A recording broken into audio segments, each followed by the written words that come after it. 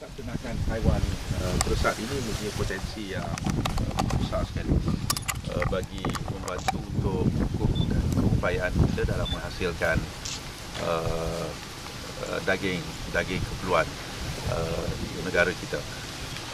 Saya percaya di sini juga akan menjadi pusat untuk melahirkan ramai individu ataupun usahawan-usahawan yang berkaitan dengan soal ternakan ini. Dan insya-Allah akan dibangunkan sebagai inkubator kecemerlangan untuk usahawan-usahawan muda.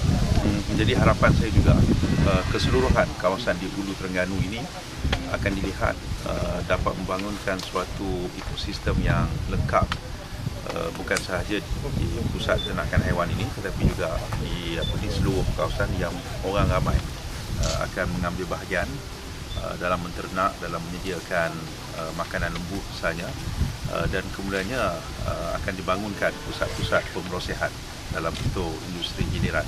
Misalnya kalau susu itu perlu diproseskan, perlu dipackkan ataupun dia menyediakan sistem pembungkusan, sistem penghantaran, sistem penyejukan dan sebagainya, dan diharapkan keseluruhan kawasan ini akan mendapat manfaat daripada suatu pusat yang sungguh besar.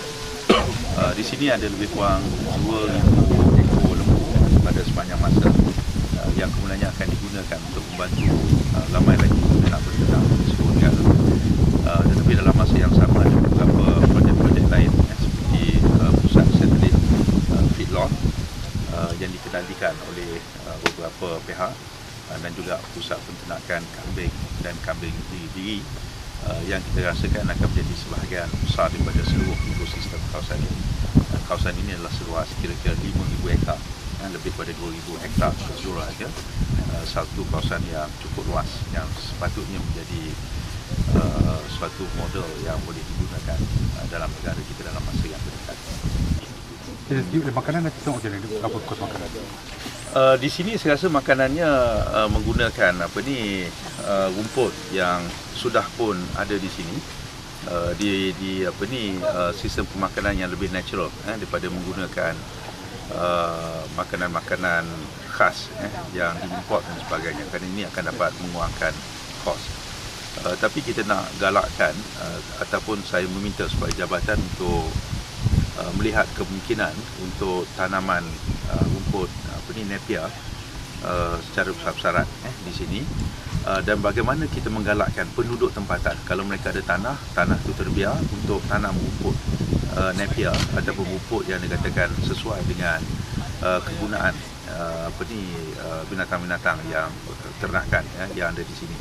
Dan dengan sendiri ia akan dapat membantu membangunkan ekosistem, bukan sahaja di sini hanya